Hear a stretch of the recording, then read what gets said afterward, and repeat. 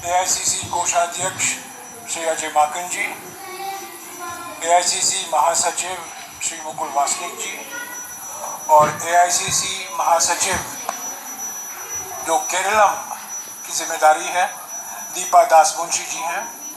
अभी श्रीमती दीपा दास मुंशी जी एक महत्वपूर्ण घोषणा करेंगी। दीपा जी। मुंशी नड़तुम ये सिर्फ घोषणा करेंगे, उसके बाद सवाल जवाब नहीं होगा। इनफॉर्मली हम बातचीत करेंगे, पर अभी घोषणा करने दीजिए क्योंकि इसका आपका इंतजार भी है।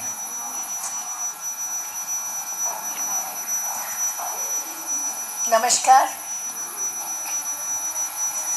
The Congress Legislature Party had met in Thiruvananthapuram on May 7th, 2026 and had unanimously resolved to authorize the Congress President to appoint the new leader of the CLP in the state of Kerala.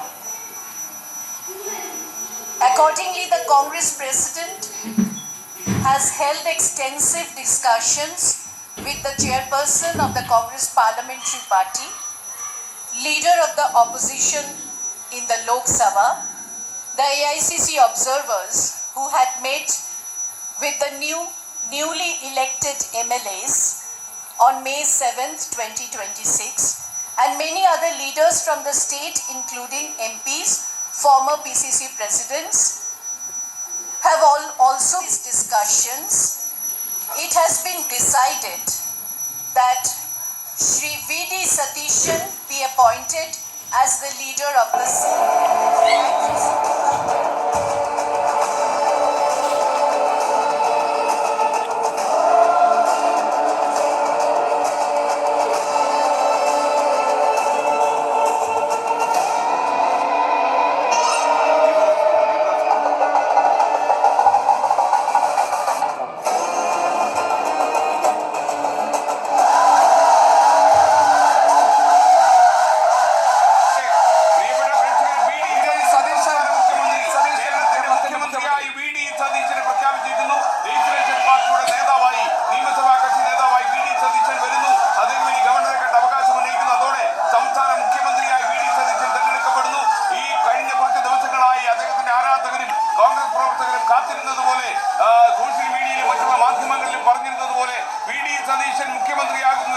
വാർത്ത പ്രിയപ്പെട്ട പ്രേക്ഷകരെ ഡൽഹിയിലെ വാർത്താ സമ്മേളനത്തിൽ ദീപാ ദാസ് മുൻഷി അറിയിച്ചിരിക്കുന്നു. ഗോപികൃഷ്ണൻ, ഏറ്റവും സന്തോഷകരമായ നിമിഷമാണ് പല പ്രേക്ഷകരെ സംബന്ധിച്ചിടത്തോളം, പല ജനങ്ങളെ സംബന്ധിച്ചിടത്തോളം.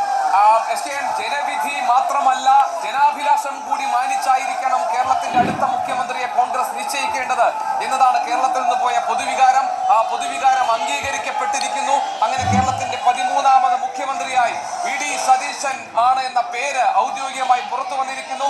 ഇനി താങ്കൾ നേരത്തെ സൂചിപ്പിച്ചതുപോലെ കേരളത്തിന്റെ ഭാഗധേയം നിശ്ചയിക്കാൻ പോകുന്നത് V.D. സതീശനാണ്. കേരളത്തിന്റെ ഭാവി രാഷ്ട്രീയത്തിന്റെ കാവൽക്കാരനായി V.D. സതീശൻ മാറുന്നു. നിലപാടുകളുടെ രാജകുമാരൻ എന്നാണ് V.D. സതീശന് രാഷ്ട്രീയ കേരളം നൽകിയ വിശേഷണം. ആ വിശേഷണം അന്വർത്ഥമാകുന്ന 5 വർഷങ്ങളായിരിക്കുമോ കേരള ജനതയ്ക്ക് ലഭിക്കാൻ പോകുന്നതെന്ന് V.D. സതീശന്റെ നേതൃത്വത്തിലൂടെ വ്യക്തമാകാൻ പോകുന്നു. കേരളത്തിന്റെ പുതിയ ക്യാപ്റ്റനായി V.D. സതീശൻ